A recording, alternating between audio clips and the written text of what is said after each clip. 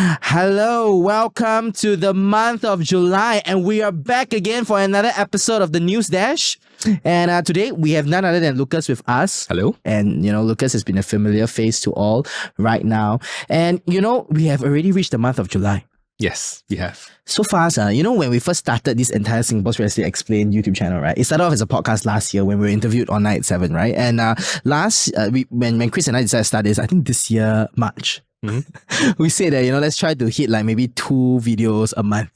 But now on a monthly basis, I feel that our shoot schedule is like kind of full. Yeah. Because there's just so many things that are interesting that's happening in the real estate market. Exactly. Yes, right. It's so interesting. And, of course, in the News Dash, it's a time where you get to understand Singapore's real estate and also just that bite-sized information about what is happening in Singapore, whether you're in Singapore or whether you are, all around the world. We just hope that we can bring you that news, right? So if you're watching us on YouTube, hello to the show. If you're watching us or listening to us on Spotify, welcome to the Singapore's Real Estate Radio channel, right? Where 2 full-time real estate agents turned part-time brokers decide to bring you that real estate news. So if until now, following our content for a long time, you have yet to join the JNA Real Estate Telegram channel where you get fresh updates.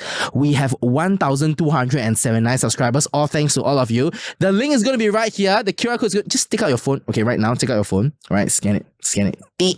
And then you just enter the Telegram group chat, right? Why not have the updated objective news about real estate?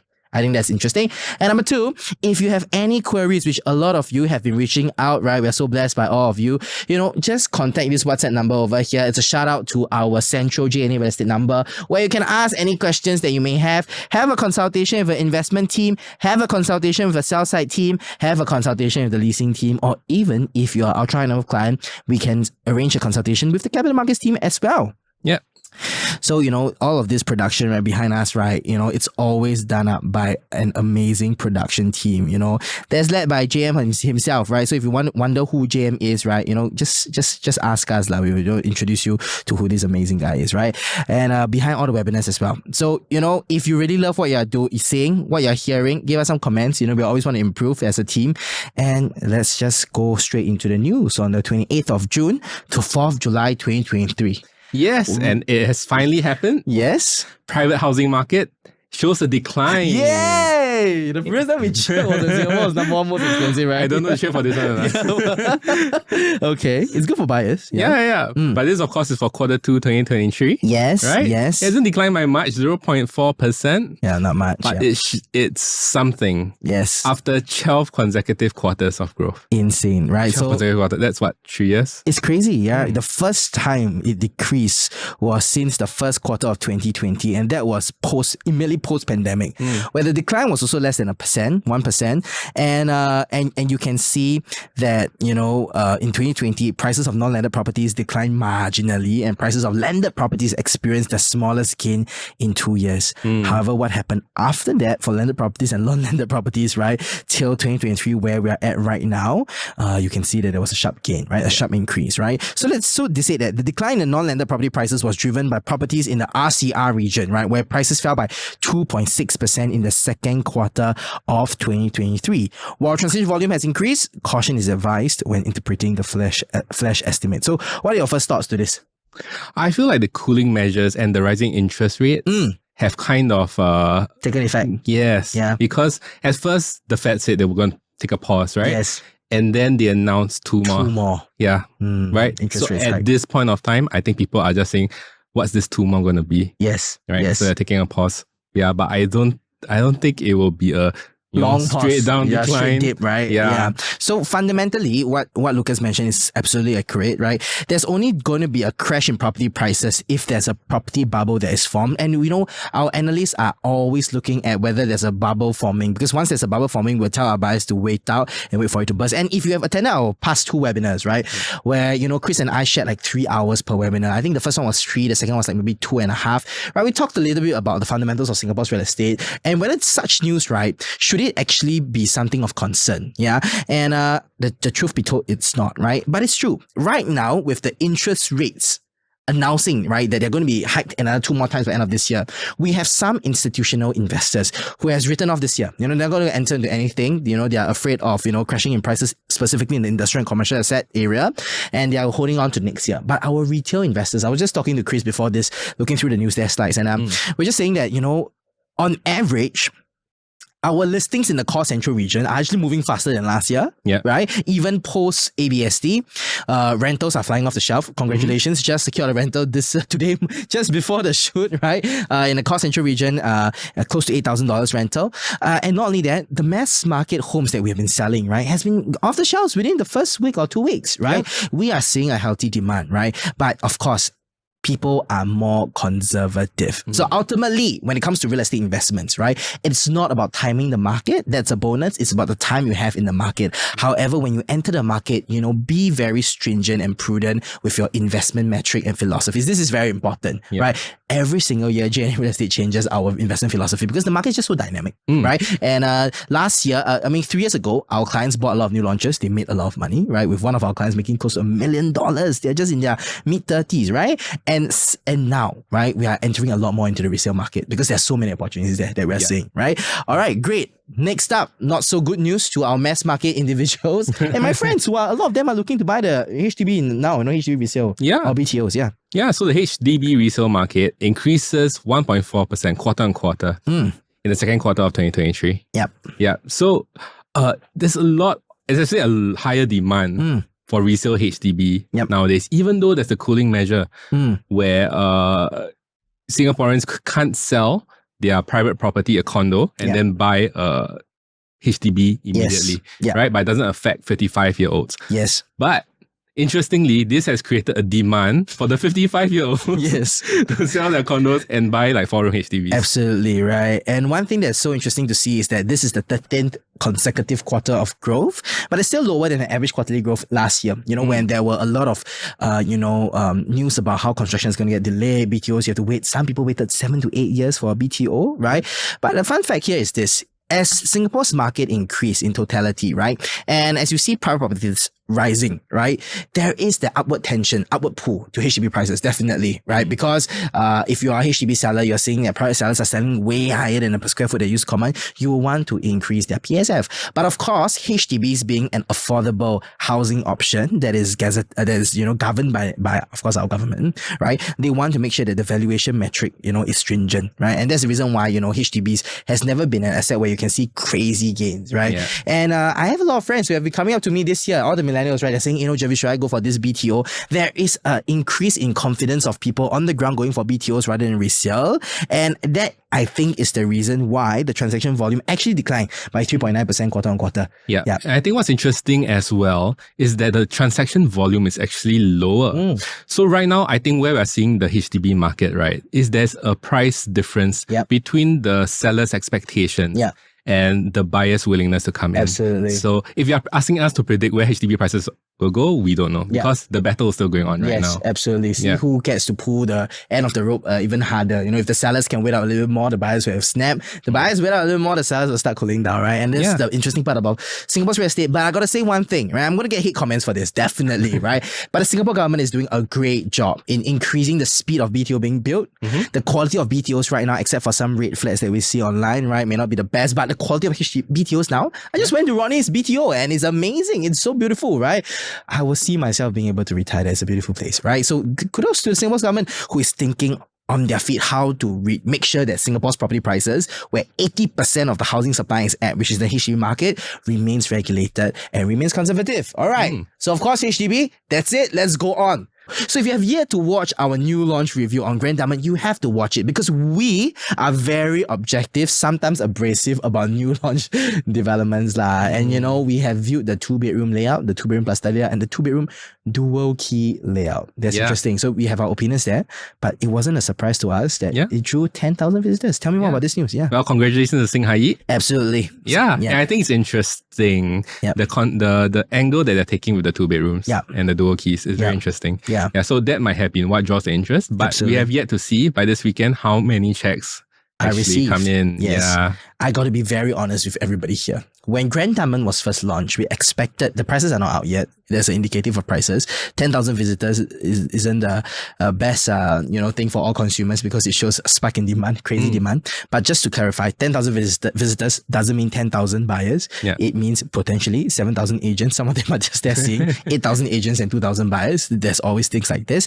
But I just want to share with you one thing. It is not a surprise that in District 15, right, there's always going to be demand because new launch supply is so rare. And there's a couple of commercial en blocs that's going there, commercial resi en blocs that's going there that hasn't gone through successfully. Mayor Park indicative launch price is going to be about 3.1 to 3.2. So people already know where District 15 is going.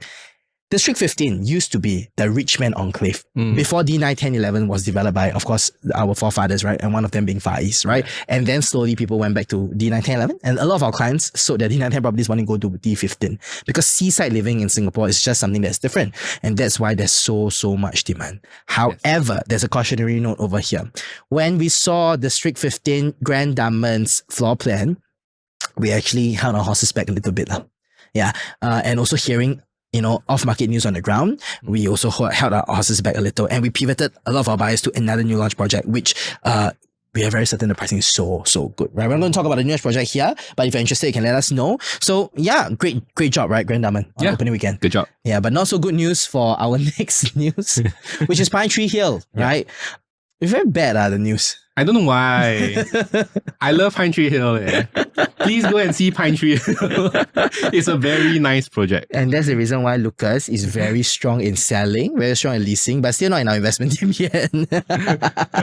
Okay, why? 1,500 visitors on the first day of So Lucas is a very different opinion, right? Lucas is thinking from a father's point of view with two kids. Own stay perspective. Own stay perspective, right? And actually this is where most Singaporeans are thinking. Yeah. Right? Own stay perspective. And for me and Chris, right, we have no family and no kids, right? We won't think about own stay perspective. We won't think about investment perspective. Yeah. And that's how he neutralizes and balances, the team a little bit. I grew up around here. I used to stay at Oswald Park. Oh, no wonder. So it's Oswald Park, Panang Valley, and then Pinetree Hill. Absolutely. Yeah. There is a reason why, I think location-wise, it's not the nearest to any amenities. Okay, we are going to be, Pinetree Hill Part 1 is, I think, out already.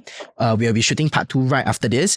But PSF-wise, 2,236 per square foot is actually not the highest. Yeah. All right. Great layouts, communal facilities, but the development has garnered strong interest. That one I really beg to agree because I beg to disagree because a lot of launches are getting 7,000 to 10,000 visitors, right? So I have a feeling it's because of the locality, right? This might be a slower game, but I think it will sell out eventually. Yeah, it's a very high demand around this area. I would think so. Yeah. I would think so. I mean, there's a few condos, a few of the older condos down there undergoing en bloc also. Yes. So once they're successful, I think it will seem good. Seem good. And tell to you, UOL, you can do it. You always have done it. But there's going to be the objective analysis from our team that is in the channel. So if you're interested in it, just go and watch it. All right. So let's go on to the next one. A lot of my development friends and partners, right, they're complaining about this. Always you say, Jarvis, being an agent is so much better. The risk that we take is so much higher. Last time I don't agree. Yeah. Now I see the construction cost, I kind of agree. Right, let's talk about this. Yeah, so Singapore's average construction cost is the 4th highest in Asia. Yep. Not good. Yes. Yeah, we should be first. Yes.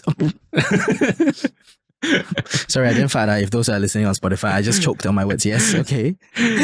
Yes. So Lucas confirmed cannot be an MP. Okay, so if Lucas decides to be like Mr. George running for presidency, you all have to be careful because the Singapore property prices will go up. But you have to join the real estate business. Okay. Anyways, back to you. Yes. Yeah. So Turner and Townsend. Yeah. Yeah. According to the International Construction Market Survey by Turner and Townsend, we are ranked 4th in Asia on average at 3,307 per square meter USD. Ouch. That's about 300 plus square feet lah. Yeah. Yeah. So, I mean, the construction boom first started during COVID, right? Booms. Yeah, booms. Oh my God. I know about that. Flashback. Okay. Yes, yeah. Anyway. Yeah. So yes, of course, I mean, the cost escalation in 2022 was the craziest. We saw 12%, projected to grow by another 8% in 2023.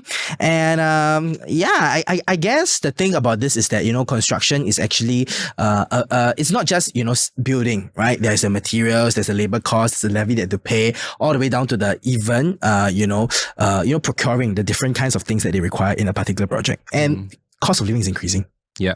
That's the reason why the construction, like being the middleman of everything, the supply, being the key middleman of all the supplies of everything. And when all these supplies increase, construction costs will definitely increase, right? And this is my personal opinion, but I do see that construction costs will continue to increase. I mean, there's a lot of demand for the construction industry right now. Yes. Look at the number of project launches we have, right? Yeah. It's amazing. Insane, yeah. And at this particular juncture, our clients who are developers themselves and yet they own a construction company, they get to earn a lot of margins because they can play a lot of the costs. Yeah, that's some of them who are flipping landed properties with us. Yeah. Okay, so great. Okay, let's go on to the last one, which is Malaysia again. Yes. Let's talk about this. So out of Singapore, Malaysia reviews stricter conditions on their My Second Home program. Yeah, called the MM2H. Wow, that's quite cool. Yeah. So this is their, or what ours would be called Global Investor Program, GIP, right? The GIP program, yes, the GIP. And theirs is called MM2H, where they attract foreigners to invest, buy property in Malaysia. Yes. Yeah. Not really buy property, but also become citizens of the nation. Yeah. So there are stricter requirements, including a fixed deposit of at least $1 million, liquid assets of 1.5 million, and a monthly offshore income of 40,000, which is not too hard to hit. Most of the Singaporeans actually, the investors that we meet actually have this. By Singapore standards, yes. Yeah. But actually the Malaysians have been saying that this is actually very high. So. Yeah. I mean, it's 1 million ringgit in a fixed D, right? It's not liquid, right? And on top of that, you need liquid assets of 1.5 million, right? And then you need to have an offshore income of 40,000 ringgit, which is actually, that's very achievable. It's about $12,000 to $14,000. Yeah. That's right. On comparison to Singapore's GIP, right? To qualify, right, you need to invest $10 million in a new business. That's right. Or expend 10 million in a current business. Yes. Right? Second option is to invest 25 million in the GIP fund, right? Which actually supports local businesses. Actually, the government has thought about this quite well. Yeah. Right. Even though they are attracting a lot of foreign talent, foreign wealth, right? But the money actually does go back to our Singapore businesses. Absolutely. Yeah. Or the option 3, which is to set up a family office with 200 million in assets under management. Absolutely. And $50 million in Singapore. Which is not easy. Yeah. 250 million. That one is... And you can see that what the government is attracting is they want to attract the wealthiest of the world right? Yeah. And that's something that I respect about Singapore government. Yeah. Okay, I'm not running for PAP if you're thinking, or government, right? But I just think that the government is so robust, right? They think about the citizens, right? And through their policies, right, they know that Singapore is an alluring nation. They attract the wealth in and then pump it back to the nation. I think that's amazing, right? I think that's really smart. But I mean, if you were a foreigner who's wealthy. Yes. Right? And you have these two neighbors right next to each other. Yes. One is 1 million ringgit. Yes. Yeah, and the other one is 10 million. 30 million ringgit actually. About $32 million ringgit. Yes. Yeah. Which one will I consider, right? Yes. I think both have its pros and cons, right? Malaysia, there's a lot of development opportunities, right? Yeah. But Singapore is a place where I think people like to stay when it's safe. Yeah. It's just a safe haven for everything. Financial transactions, safety of their kids. Do you know that even in the third world nations like Cambodia, Vietnam, I have my ultra network clients who tell me that sometimes they need bodyguards to follow them. Oh, that's true. Yeah. Recently, there was a news of this ultra high net worth, I think it was a billionaire, who just got shot right outside of a convenience shop in Philippines. And in Singapore, you rarely see that because it's just so small. And the police is so good. So people are just, they're not worried about. And the death penalty is really a deterrent factor for people to do anything that's a murderous in intent. Yeah. All right. Okay, great. Thank you so much for watching this week's of the News Dash. Right. I hope that you enjoyed it. Right. I realized that we have been talking about News Dash for like April, May, June. Wow, that's like 16 weeks. Feels consecutively. Feels like 16 months. It feels like 16 months. For me, it feels like 1 week. Yeah, but it's quite, every single week, right? We have to set aside one day just to show off these videos and we enjoy it. We are passionate about it because our viewers are telling us they are sharing to their friends They are watching it. They are asking us for our opinions. Yeah, doing the hand sign. They are doing the hand sign. We have our clients who did this. And I was just wondering who did this. Actually, I did this in one of the meetings. We are still thinking of the sign now, right? And, we just appreciate all your support for the JNA Real Estate family. As always, we are going to be in the business for the next 20, 30, 40, 50 years, God willing. And we just want to bring that value to you, right? We are long-term in perspective. We have the energy, even though, I feel older already. Good. Good. Last time you look like a small boy. Thank you. Yeah. I look better. Some people say small boy, some people say Abing, some people say I look 38 this year, Just to clarify, I am actually, okay, no, we don't have to go into that, right? I'm just 21 this year. But anyways, right, the energy is going to be high. Why? Because energy is so important for sales. Whether it's selling a home, whether it's being optimistic and realistic about investments, we believe in that. Let the millennial sales force, let the millennial sales team of Singapore serve you, right? Yep. So thank you so much for supporting us. This is Jarvis. This is Lucas. And we'll catch you for the next news dash on Singapore's Real Estate Explained. Bye-bye. Bye.